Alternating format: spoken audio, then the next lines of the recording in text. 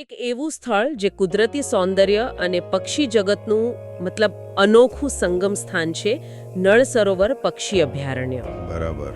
આ ગુજરાતનું સૌથી મોટું જળપ્લાવિત ક્ષેત્ર છે. એક એવી જગ્યા જ્યાં એમ લાગે કે પ્રકૃતિ પોતાના શ્રેષ્ઠ મતલબ રૂપમાં કે એનું મહત્વ શું છે? ત્યાં જવાનો અનુભવ ખરેખર કેવો હોય છે? કઈ બાબતો જાણવી જરૂરી છે? એ બધું. ચાલો તો શરૂઆત કરીએ. સૌથી પહેલા તો આ નળ સરોવર બરાબર ક્યાં આવ્યું છે, અમદાવાદથી કેટલું દૂર, એની થોડી ભૌગોલિક વાત કરીએ. ચોક્કસ. જો નળ સરોવર છે ને, એ અમદાવાદ શહેરથી બહુ દૂર નથી. લગભગ એમ માનો ને 45 થી 65 કિલોમીટરના અંતરે જ છે. ઓ, એટલે બહુ નજીક કહેવાય. હા, અને ગાંધીનગરથી ગણો તો આશરે 90 કિલોમીટર જેવું થાય. મોટાભાગના લોકો છે ને એ સાણંદ થઈને ત્યાં પહોંચે છે. રસ્તો સારો છે. અને એનો વિસ્તાર સાંભળ્યું છે કે બહુ મોટો છે. હા, એનો વિસ્તાર ખરેખર ઘણો મોટો છે. લગભગ 120 ચોરસ કિલોમીટરમાં ફેલાયેલો છે. બાપરે, 120 ચોરસ કિલોમીટર? હા, અને આ જ વાત એને ગુજરાતનું સૌથી મોટું વેટલેન્ડ એટલે કે જળપ્લાવિત ક્ષેત્ર અને પક્ષી અભયારણ્ય બનાવે છે. ખરેખર આટલો વિશાળ વિસ્તાર? બીજું શું ખાસ છે આટલા મોટા એરિયામાં? મેં સાંભળ્યું છે કે ત્યાં નાના નાના ટાપુઓ પણ છે. હા, એ વાત સાચી છે. સત્તાવાર રીતે ગણીએ તો લગભગ 36 જેટલા નાના મોટા ટાપુઓ આ સરોવરમાં આવેલા છે. 36 ટાપુઓ? હા, જો કે ઉનાળામાં જ્યારે પાણીનું લેવલ થોડું ઓછું થાય ને, ત્યારે કદાચ એનાથી પણ વધારે ટાપુઓ દેખાઈ આવે. અચ્છા. અને આનું ખબર છે ઐતિહાસિક મહત્વ પણ છે. ઓહ, શું? એને છેક 1947માં એટલે કે આપણા આઝાદીના વર્ષમાં જ પક્ષી અભયારણ્ય તરીકે જાહેર કરવામાં આવ્યું હતું. વાહ, એટલે આઝાદી જેટલું જ જૂનું અભયારણ્ય છે. બરાબર.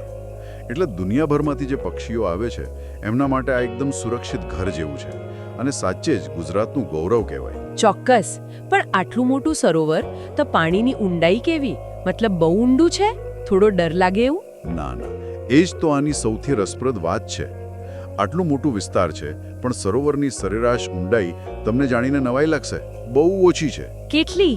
ફક્ત 5 થી 7 ફૂટ જેટલી એવરેજ. ફક્ત 5 થી 7 ફૂટ?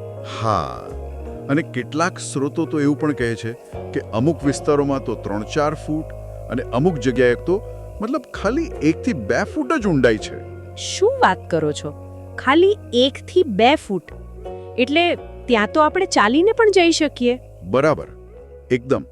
ઘણી જગ્યાએ એટલું છીછડું પાણી હોય છે અને આ છીછરા પાણીને કારણે જ પેલો ડૂબવાનો ભય લગભગ નહીવત છે. હા, એ તો બહુ મોટી રાહતની વાત કહેવાય, ખાસ કરીને જેઓ પરિવાર સાથે જતા હોય એમના માટે. ચોક્કસ. અને આ જે ઓછી ઊંડાઈ છે ને, એ જ નળ સરોવરને પક્ષીઓ માટે આટલું બધું આકર્ષક બનાવે છે. હા, એ સમજી શકાય એવું છે.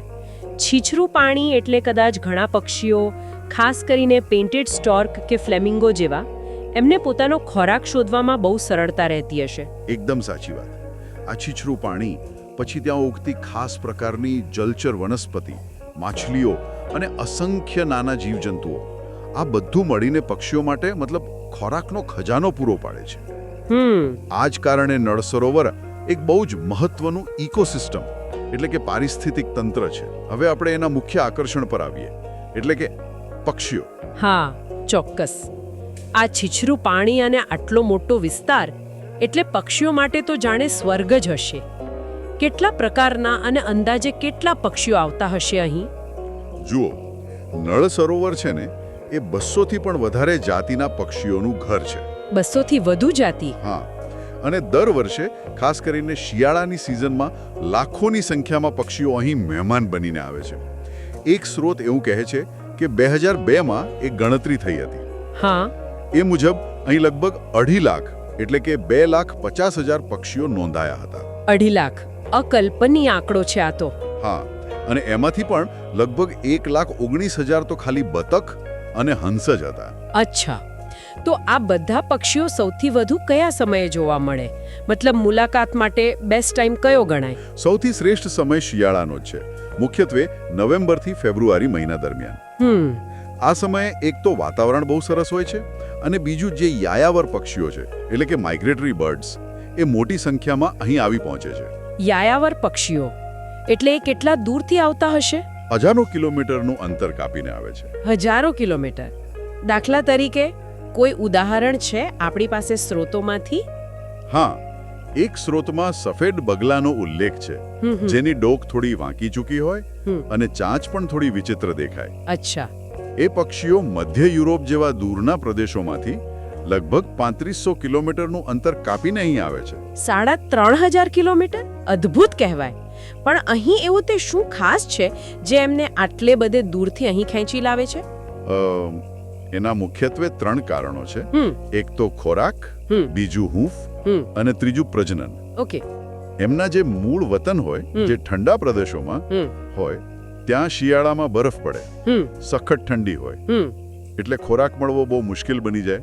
હા, બરાબર. નળ સરોવર એમને હૂંફાળું વાતાવરણ આપે છે અને આપણે આગળ વાત કરી એમ છીછરા પાણીમાં પુષ્કળ કયા કયા ખાસ પક્ષીઓ અહીં જોવા મળે છે? મતલબ જે મુલાકાતીઓનું ધ્યાન ઘણા બધા પક્ષીઓના નામ છે, પણ અમુક ખરેખર બહુ ખાસ છે. સૌથી ફેમસ તો છે સુરખાબ, એટલે કે ફ્લેમિંગો. હા, ફ્લેમિંગો. દર વર્ષે લગભગ 5000 થી 7000 જેટલા ફ્લેમિંગો અહીં આવે છે. અને જ્યારે મોટી સંખ્યામાં હોય ને, ત્યારે સરોવરનો અમુક ભાગ જાણે ગુલાબી રંગનો થઈ ગયો હોય એવું લાગે. વાહ, એ દ્રશ્ય તો જોવા જેવું હશે. ખરેખર. પછી છે ગ્રેટ વ્હાઇટ પેલિકન. એની પેલી મોટી ચાંચ નીચેની થેલીમાં માછલીઓ ભરે, એ જોવાની પણ મજા આવે. પછી પેઇન્ટેડ સ્ટોર્ક પણ છે. એના રંગબેરંગી પીંછા બહુ સુંદર લાગે. આ તો થયા મોટા અને જાણીતા પક્ષીઓ. બીજા કોઈ નાના કે ઓછા જાણીતા પક્ષીઓનો ઉલ્લેખ છે? હા, છે ને. ઘણી વિવિધતા છે. જેમ કે પર્પલ હેરોન છે.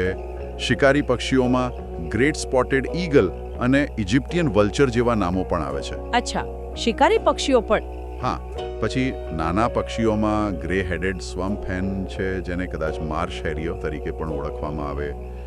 જાત જાતની નાની મોટી બતકો છે, સ્મોલ ડક, બ્લેક ડક, જે સામાન્ય રીતે જોડીમાં રહેવાનું પસંદ કરે છે. પછી બ્લેકટેલ ગોડવેટ, સેન્ડ પાઇપર્સ જેવા પાણીના કિનારે જોવા મળતા પક્ષીઓ. અને બીજા ઘણા સ્થાનિક અને માઇગ્રેટરી બર્ડ્સ.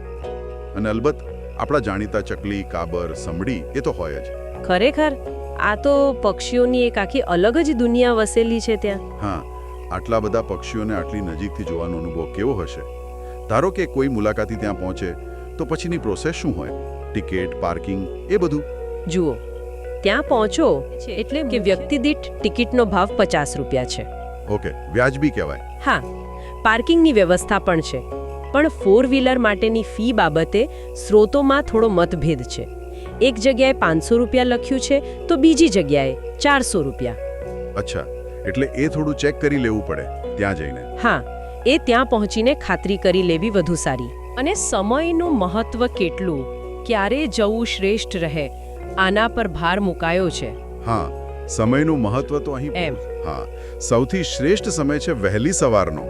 શક્ય હોય તો સવારે 6 વાગ્યાની આસપાસ ત્યાં પહોંચી જવું. 6 વાગ્યે? હા, કારણ કે એ સમયે પક્ષીઓ સૌથી વધુ એક્ટિવ હોય છે, એમની સંખ્યા વધુ જોવા મળે, વાતાવરણ એકદમ શાંત અને ખુશનુમા હોય, અને ભીડ પણ ઓછી હોય. કે સવારે 6:30 વાગ્યા સુધીમાં તો પાર્કિંગ પણ ફૂલ થઈ જાય છે. ઓહો, એટલે ઉતાવળ રાખવી પડે. બિલકુલ. જેમ જેમ દિવસ ચડે, સૂરજ ઉપર આવે, તેમ ગરમી વધે અને પક્ષીઓ પણ પછી આરામ કરવા દૂર નીકળી જાય, એટલે ઓછા દેખાય. એટલે કે વહેલા તે પહેલાનો નિયમ અહીં બરાબર લાગુ પડે છે, ખરું ને? હા, એકદમ. તો પછી ત્યાંની મુખ્ય એક્ટિવિટી તો નૌકા વિહાર એટલે કે બોટિંગ જ હશે. એનો ખર્ચ કેવો હોય છે અને અનુભવ કેવો રહેશે? હા, નૌકા વિહાર એ નળ સરોવરના અનુભવનો એકદમ અભિન્ન ભાગ છે. સામાન્ય રીતે આ બોટ રાઈડ લગભગ 2 કલાકની હોય છે. 2 કલાક? હા. ખર્ચની વાત કરીએ તો અહીં પણ સ્ત્રોતોમાં થોડી અલગ અલગ માહિતી છે. કોઈ સ્ત્રોત વ્યક્તિ દીઠ 300 રૂપિયા કહે છે, તો બીજો સ્ત્રોત આખી નાવ ભાડે કરો તો 2 કલાકના 1000 થી 1200 રૂપિયા જણાવે છે. એટલે અહીં પણ ભાવતાલ કરવો પડે કદાચ? હા, બની શકે. એટલે બોટ ભાડે કરતા પહેલા નાવિક સાથે બરાબર વાત કરી લેવી, સ્પષ્ટતા કરી લેવી જરૂરી છે. અને આ નાવિકો વિશે શું? એ લોકો ખાલી નાવ જ ચલાવે કે બીજું કંઈ? ના, એ ખાલી નાવિક નથી હોતા. અહીંના નાવિકો છે ને, એ સારા ગાઈડ પણ સાબિત થાય છે. અચ્છા. હા, એ તમને જુદા જુદા પક્ષીઓ ઓળખવામાં મદદ કરે, કયા ટાપુનું શું નામ છે એ જણાવે, પાણી ક્યાં છીછરું છે, ક્યાં થોડું ઊંડું છે, એ રસ્તાઓથી પણ વાકેફ હોય. એટલે એમની મદદ બહુ કામ લાગે. ચોક્કસ. અને એક બહુ રસપ્રદ એ છે કે કેટલાક નાવિકો તો કલાકાર પણ હોય છે. કલાકાર કેવી રીતે? એ લોકો પેલી કમળની દાંડીમાંથી બહુ જ સુંદર હાર બનાવી આપે છે, અથવા તો પાણીમાં જે ઘાસ ઉગે ને એમાંથી નાની નાની બાસ્કેટ જેવી વસ્તુઓ ગૂંથી આપે છે. વાહ, આ તો બહુ સરસ વાત કહેવાય. હા, અને ઘણીવાર આના માટે એ લોકો કોઈ એક્સ્ટ્રા ચાર્જ પણ નથી લેતા. બસ એમ જ ખુશ થઈને બનાવી આપે. એટલે આ તો માત્ર બોટ રાઈડ ન રહી, પણ એક સ્થાનિક અનુભવ, એમની કળા જવાનો પણ મોકો મળ્યો કહેવાય. બિલકુલ. અને બોટિંગ કરતી વખતે ત્યાંનું વાતાવરણ કેવું હોય છે? સંગીતમય કે શાંત? વાતાવરણ ખરેખર જાદુઈ હોય છે. આમ વિચારો ને, ચારે બાજુ પક્ષીઓનો મીઠો કલરો સંભળાતો હોય, સરોવરની એકદમ નીરવ શાંતિ હોય, પાણીમાં ઉગેલા ઘાસમાંથી હવા પસાર થાય એનો ધીમો અવાજ આવતો હોય, અને તમારી હોડીનો પાણીને કાપતો એક મંદ અવાજ. આ બધું મળીને જાણે એક કુદરતી સુમધુર સંગીત રચાતો હોય એવું લાગે. એક સ્રોતમાં તો એવું લખ્યું છે કે જાણે પ્રકૃતિના ખોળામાં રમતા હોઈએ ને એવો અહેસાસ થાય. વાહ, આ સાંભળીને જ એટલી શાંતિ લાગે છે. પણ આ શાંતિ જાળવવી પણ એટલી જ જરૂરી હશે, બરાબર ને? પક્ષીઓ માટે.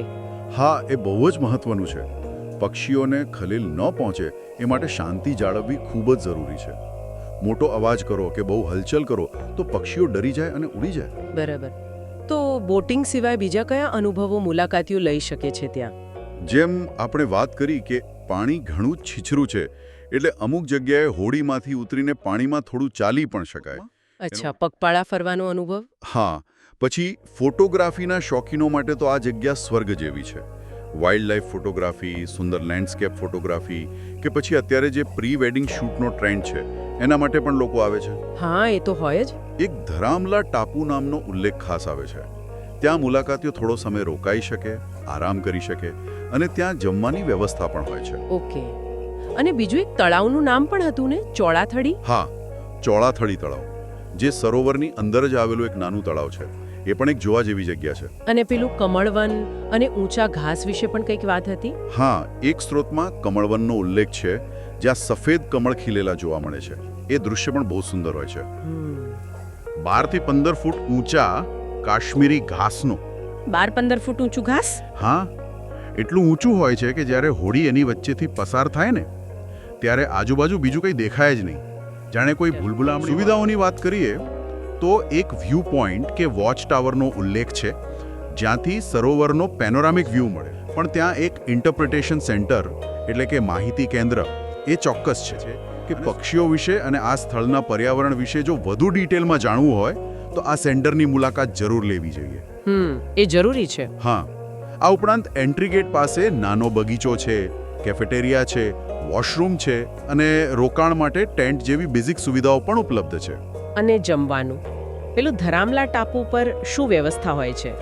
હા, ધરામલા ટાપુ પર ખાસ કરીને ટ્રેડિશનલ ગુજરાતી અને કાઠિયાવાડી ભોજનની સરસ વ્યવસ્થા હોય છે કે લગભગ 150 રૂપિયામાં બાજરીનો રોટલો, રીંગણનું ભરથું, બીજું કોઈ શાક, છાશ, આવું સ્વાદિષ્ટ ગરમા ગરમ જમવાનું અનલિમિટેડ મળે છે. વાહ, 150 રૂપિયામાં અનલિમિટેડ? આ તો બહુ જ સરસ કહેવાય. હા, અલબત્તા જો કોઈ પોતાનું ઘરનું ભોજન કે નાસ્તો સાથે લાવવા માંગે તો એની પણ છૂટ હોય છે. બરાબર. તો આ બધી માહિતી પછી જો કોઈ નળ સરોવર જવાનો પ્લાન કરી રહ્યો હોય તો એમના માટે કેટલીક મુખ્ય ટૂંકમાં વ્યવહારુ ટિપ્સ શું આપી શકાય? ચોક્કસ. સૌથી પહેલી અને સૌથી મહત્વની ટિપ, જવાનો બેસ્ટ ટાઈમ શિયાળો એટલે કે નવેમ્બરથી ફેબ્રુઆરી, અને એમાં પણ વહેલી સવાર. વહેલી સવાર, બરાબર. બીજું, સાથે પાણીની બોટલ અને થોડો હળવો નાસ્તો રાખી શકાય. જો કે ત્યાં ટાપુ પર જમવાનું મળે જ છે. પક્ષીઓને બરાબર જોવા માટે અને ફોટા પાડવા માટે કેમેરા અને ખાસ તો દૂરબીન એટલે કે બાયનોક્યુલર્સ બહુ કામ લાગશે. હા, દૂરબીન તો જરૂરી જ. અને વર્તન તથા સલામતી બાબતે શું ધ્યાન રાખવાનું? સૌથી અગત્યનું છે આપણું વર્તન. પક્ષીઓની નજીક હોઈએ ત્યારે બિલકુલ શાંતિ રાખવી, મોટા અવાજો કરવા નહીં, પર્યાવરણનો આદર કરવો, કોઈ પણ જાતનો કચરો પાણીમાં કે આજુબાજુ ફેંકવા નહીં.